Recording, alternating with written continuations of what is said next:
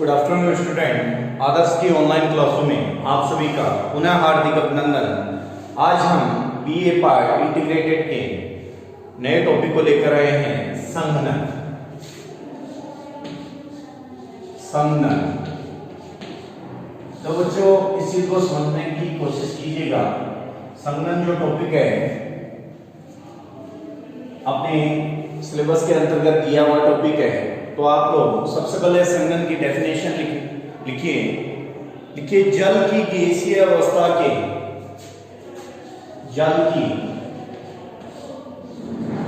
गैसीय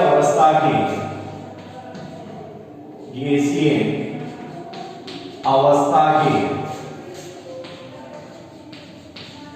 जल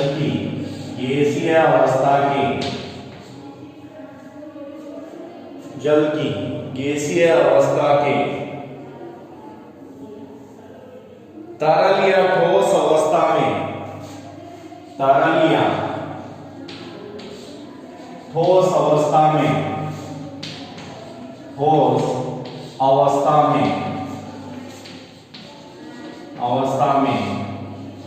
बदलने की क्रिया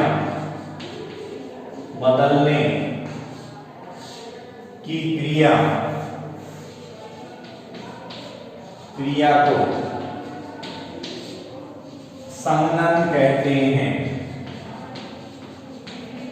संघनन कहते हैं। सबसे पहले कोई भी टॉपिक होता है उसकी डेफिनेशन आप सभी को बहुत ज्यादा जरूरी होती है। तो संघनन की डेफिनेशन है कि जल की गैसीय अवस्था के तरल या ठोस अवस्था में बदलने की क्रिया को हम क्या कहते हैं? संघनन कहते हैं। क्लियर? सबसे पहले डेफिनेशन को आप लोग नोट कर लीजिए कि जल की गैसीय अवस्था के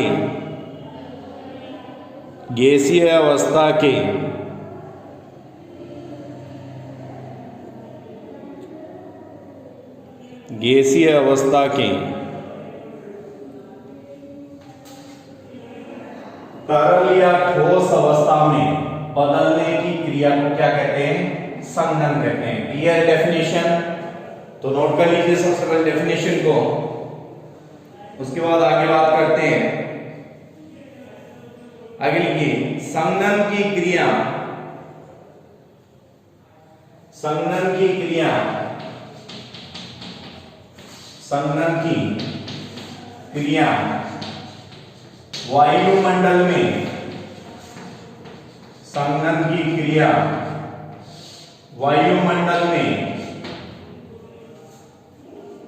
वायुमंडल में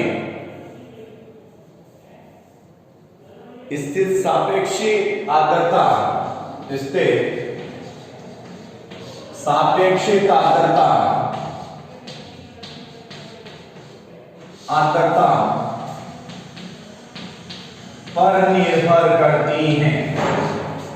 पर निर्भर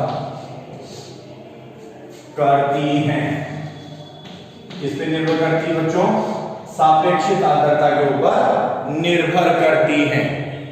तो नोट कीजिए पहले इतनी चीज को, उसके बाद आगे की बात करते हैं कि भाई जल की गैसीय अवस्था के तरल या ठोस अवस्था में बदलने की क्रिया को संघनन कहते हैं। संघनन की क्रिया वायुमंडल में स्थित सापेक्षिक आर्द्रता की मात्रा पर निर्भर करती है। जिस तापक्रम पर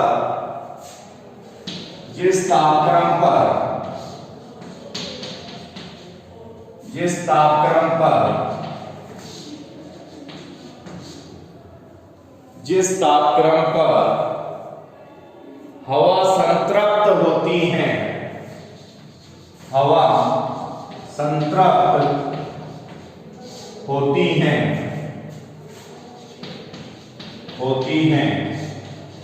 उसे ओसांक कहते हैं। उसे क्या कहते हैं बच्चों? ओसांक कहते हैं। कि पहले इस चीज को समझ लीजिए कि जल की गैसीय अवस्था के तरल या ठोस अवस्था में बदलने की क्रिया को संघनन कहते हैं। क्लियर इतनी चीज। आगे फिर संघनन की क्रिया वायुमंडल में स्थित सापेक्षिक आर्द्रता पर निर्भर करती है। जिस तापक्रम पर हवा संतृप्त हो जाती है उसे ओसान कहते हैं। क्या कहते हैं? ओसान कहते हैं। यदि वायु का तापमान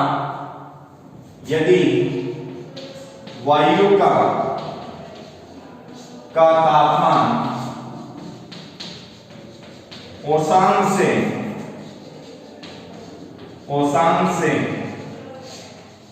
नीचे चला जाता है,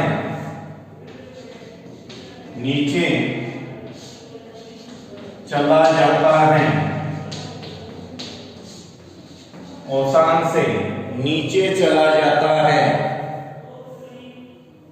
अथवा जलवाष्प की मात्रा बढ़ जाए, अथवा जलवाष्प की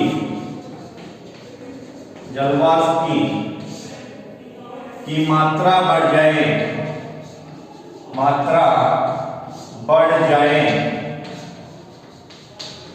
जलवाष्प की मात्रा बढ़ जाए तो संघनन शुरू होता है।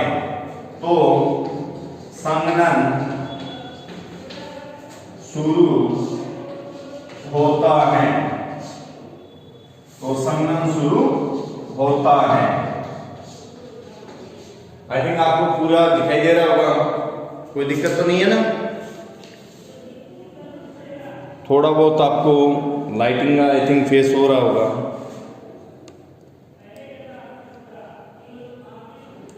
दिखाई दे रहा है? चलो, अब शो हो रहा है कि जिस तापक्रम पर हवा संतृप्त हो जाती है,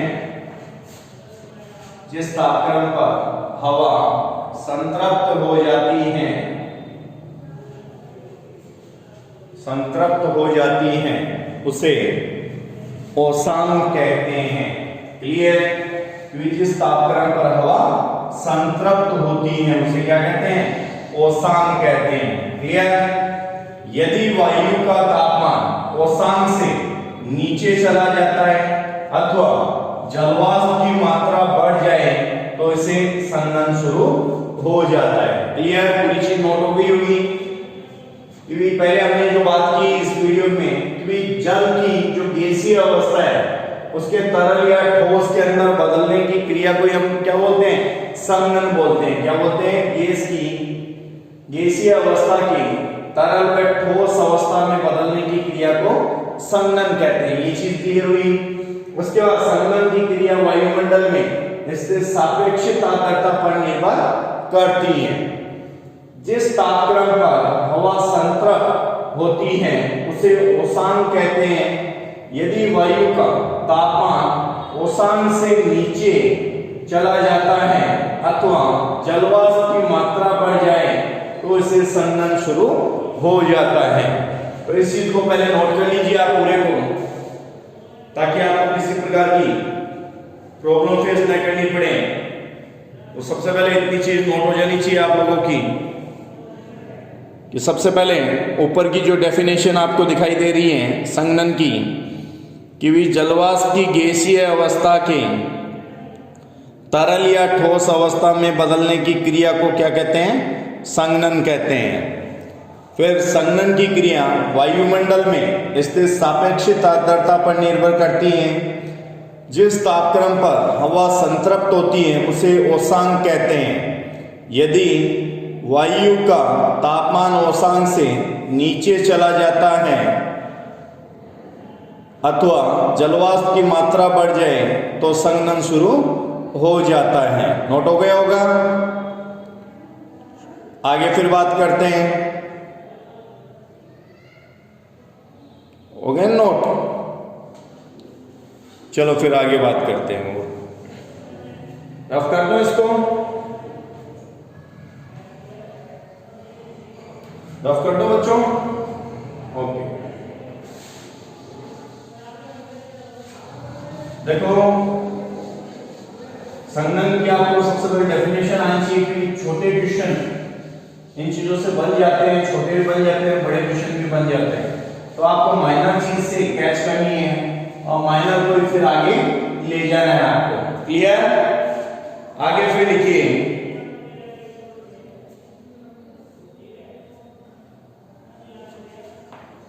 संघनन शुरू होता है, यह 2 दशाओं में होता है, यह 2 दशाओं, यह 2 दशाओं में होता है। कितनी दशा में होता है? 2 दशा के अंदर होता है। पहला, ताप में कमी होने की दशा में, ताप में कमी होने की दशा में, कमी होने की दशा में, ताप में कमी होने की दशा में। नंबर 2, आर्द्रता में वृद्धि होने से, आर्द्रता में वृद्धि होने से, आर्द्रता में वृद्धि होने से। क्लियर? कि 2 दशाओं पर ये होता है। पहली दशा कि ताप में अगर कमी होने की दशा में हो जाता है, और दूसरा आर्द्रता के अंदर वृद्धि होने की दशा में भी ये हो जाता है। नोट कर लीजिए इसको। आगे फिर बात करते हैं। आगे लिखिए, संघनन के लिए, संघनन के लिए सबसे अनुकूल, संघनन के लिए सबसे अनुकूल,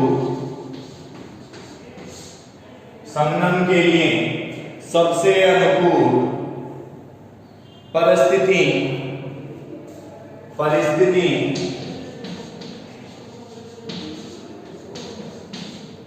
तापमान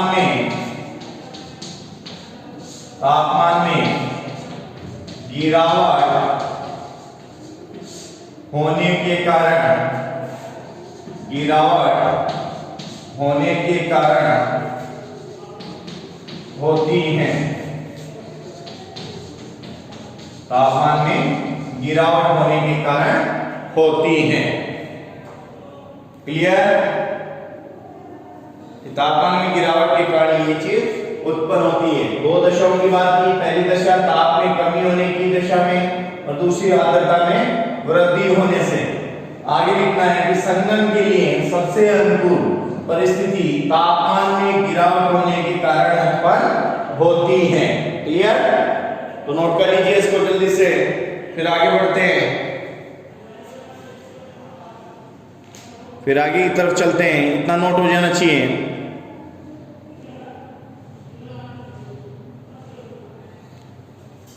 क्लियर? इतना आगे चलें। आगे बात कर लेते हैं संघनन के रूप की। संघनन के रूप,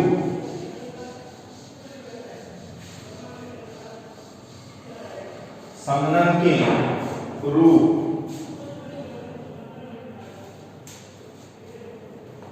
हेडिंग डालिए, संघनन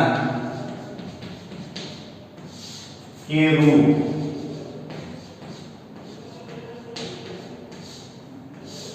कौन से संघनन के रूप होते हैं उनकी बात करते हैं।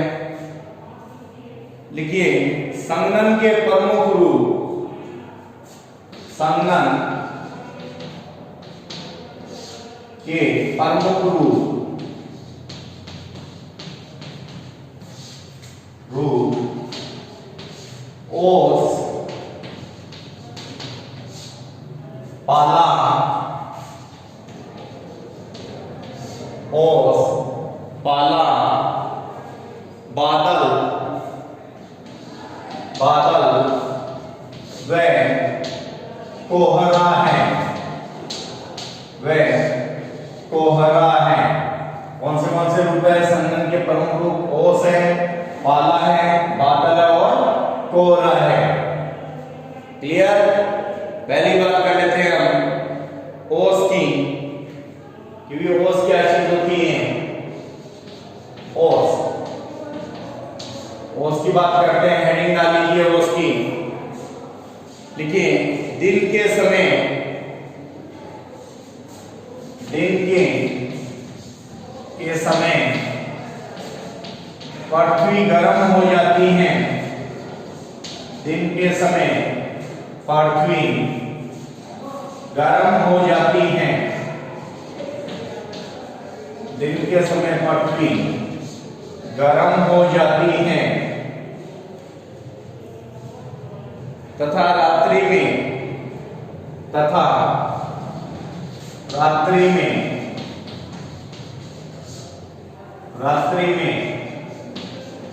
ठंडी।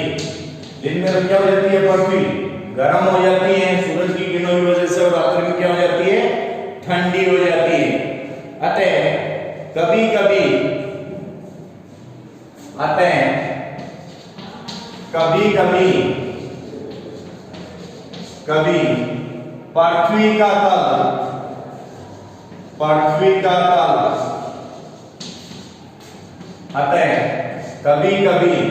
पृथ्वी का तल इतना अधिक ठंडा हो जाता है, इतना अधिक ठंडा हो जाता है, ठंडा हो जाता है। कभी कभी पृथ्वी का तल इतना अधिक ठंडा हो जाता है कि उसे छूने वाली वायु का तापमान, कि उसे छूने वाली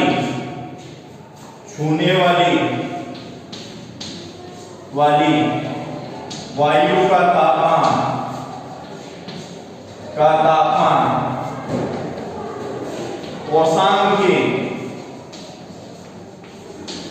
औसत के नीचे चला जाता है, नीचे चला जाता है। कहां चला जाता है? औसत के नीचे चला जाता है।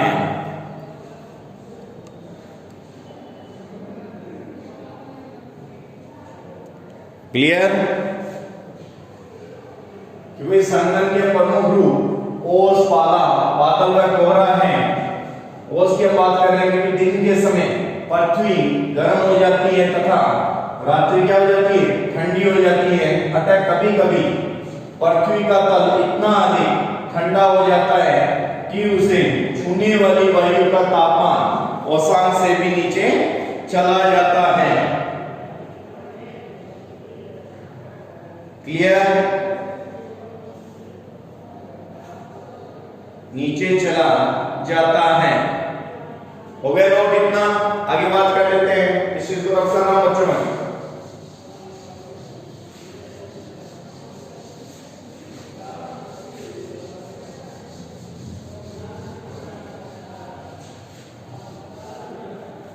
क्लियर है इतना? तो दोबारा इस चीज को आप समझ लेते हो कि ओस क्या है। ओस क्या चीज है कि भाई दिन में जब पृथ्वी गर्म हो जाती है और रात्रि में ठंडी हो जाती है, अतः कभी कभी पृथ्वी का जो तल होता है वो इतना अधिक ठंडा हो जाता है कि उसे छूने वाली जो वायु है का तापमान भी औसत के नीचे चला जाता है। औसत यानी वह पॉइंट जहां पर बर्फ जम जाती है, औसत के नीचे चला जाता है। इससे वायु में उपस्थित जलवाष्प का संघनन हो जाता है तथा वह छोटे छोटे रूपों में पौधों की पत्तियों व अन्य प्रकार के तलों पर जम जाती है। इसे हम क्या बोलते हैं बच्चों? ओस बोलते हैं। क्या बोलते हैं? ओस बोलते हैं। तो पहले एक चीज आपके नोट हो जानी चाहिए पूरी, जो बाकी बचा हुआ पोर्शन वो भी आप लोग नोट कर लीजिए। आगे फिर एक लाइन लिख लीजिए। ओस बनने के लिए आवश्यक है कि वो कंडीशन मैं आपको बता दूंगा, उससे पहले आप सभी ये चीज सारी नोट हो जानी चाहिए। क्लियर? तो कर लीजिए बच्चों इसको पहले नोट, उसके बाद आगे चलते हैं। हो गया? हो गया बच्चों? कर लिया नोट ओस क्या होती है ओस। चलो इसको करते हैं रब।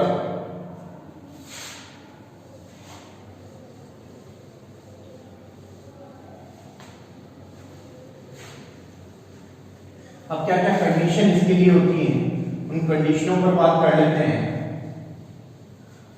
कि ओस बनने के लिए आवश्यक है कि पहला लिखिए वायु में जलवाष्प हो, वायु में जलवाष्प हो, वायु में क्या हो जलवाष्प हो। पहली कंडीशन क्या है वायु के अंदर जलवाष्प हो और साथ ही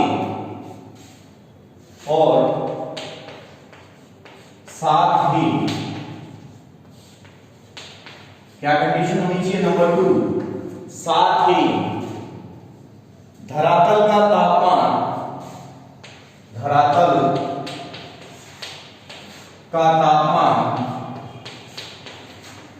इतना कम हो जाए, इतना कम हो जाए, धरातल का तापमान इतना कम हो जाए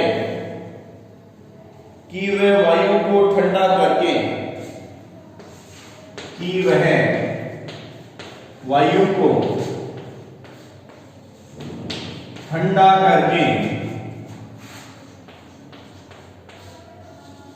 कि वह वायु को ठंडा करके वाष्प को घनीभूत कर सके, वाष्प को घनीभूत कर सके, वाष्प को क्या कर सके बच्चों घनीभूत कर सके। तो जल्दी से इस चीज को नोट कीजिए कि क्या क्या कंडीशन होती है। पहली की भी वायु के अंदर जलवाष्प मौजूद हो, वायु के अंदर क्या हो जलवाष्प मौजूद हो और साथ में धरातल का तापमान इतना कम हो जाए कि वह वायु को ठंडा करके वाष्प को घनीभूत कर सके, वायु को ठंडा करके वाष्प को घनीभूत कर सके। क्लियर। तो ये तो देखो बात हुई अपनी ओस को लेकर। अब नंबर 2 जो संघनन का जो पार्ट है उस लिखिए पाला। तो ये 2 वीडियो में आपको संघनन मिलेगा। आज हम पाले की बात को कर लेते हैं। आप लोग पूरे वीडियो को ढंग से देखिएगा और ध्यानपूर्वक अपने नोट्स के साथ साथ बनाते रहिए ताकि आपको किसी प्रकार की कोई प्रॉब्लम न हो।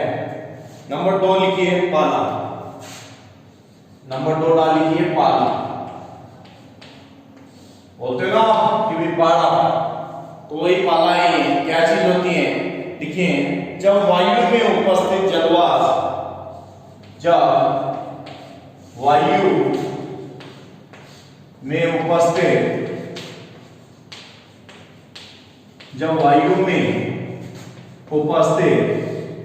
जलवाष्प, जब वायु में उपस्थित जलवाष्प घनीभूत हो रहा है, घनीभूत हो रहा है, जब वायु में उपस्थित जलवाष्प घनीभूत हो रहा है और वायु का तापमान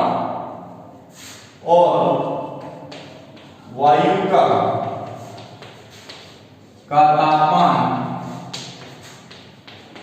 0 डिग्री सेल्सियस हो, वायु का तापमान 0 डिग्री सेल्सियस हो या इससे भी कम हो, या इससे भी कम हो, इससे भी कम हो, तो जलवाष्प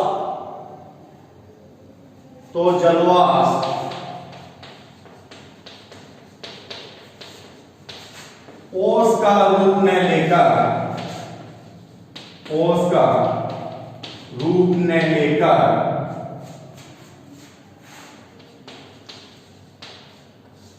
तो जलवाष्प ओस का रूप ने लेकर ठोस का रूप लेने लगता है, ठोस का रूप लेने लगता है, लगता है। ये क्या कहलाता है? यही पाला है। ये क्या बच्चों? पाला है। वैसे को समझ लीजिए पाला कि भी जब वायु में उपस्थित जलवाष्प घनीभूत हो रहा होता है और वायु का तापमान 0 डिग्री सेल्सियस हो जाता है तो इससे भी या फिर इससे भी और ज्यादा कम हो जाता है तो जलवाष्प ठोस का रूप न लेकर इसका रूप ले लेती है, ठोस यानी हिमकणों का रूप ले लेती है। उसे हम क्या बोलते हैं बच्चों? पाला कहते हैं। उसे हम क्या कहते हैं? पाला कहते हैं। नोट कर लीजिए पाले की डेफिनेशन। हो गया नोट कि भाई जब वायु उपस्थित जलवाष्प घनीभूत हो रहा होता है और वायु का तापमान 0 डिग्री सेल्सियस या फिर इससे भी कम हो रहा होता है तो जलवाष्प ठोस का रूप धारण करके, ठोस यानी यहां पर आप ब्रैकेट में हिमकण भी लिख सकते हो, ठोस का रूप धारण कर लेता है। ये क्या कहलाता है? पाला कहलाता है। क्लियर? क्लियर बच्चों? क्लियर है ना?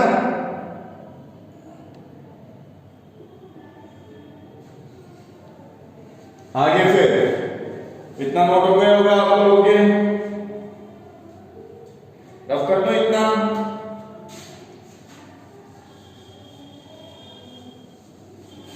ठोस का रूप धारण कर लेता है, हिमकणों का रूप धारण कर लेता है।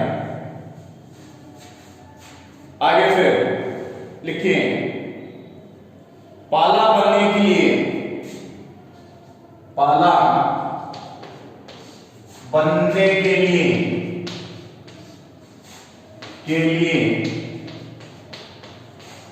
आवश्यक है कि, पाला बनने के लिए आवश्यक है कि, पाला बनने के लिए आवश्यक है कि वायु का ताप, वायु का ताप शीघ्रता,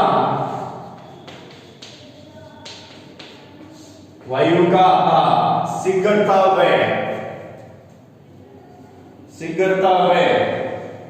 लंबे समय तक गिरता रहे, लंबे समय तक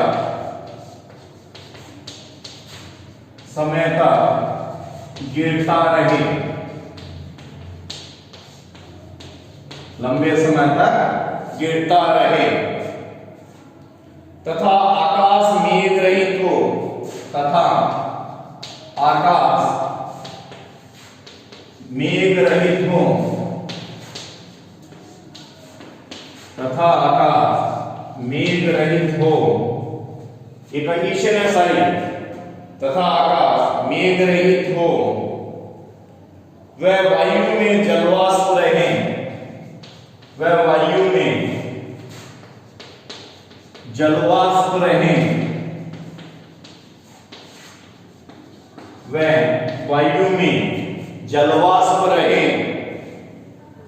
तथा वायु का तापमान, तथा वायु का तापमान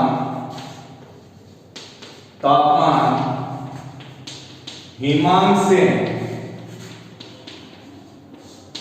से नीचे आ जाए,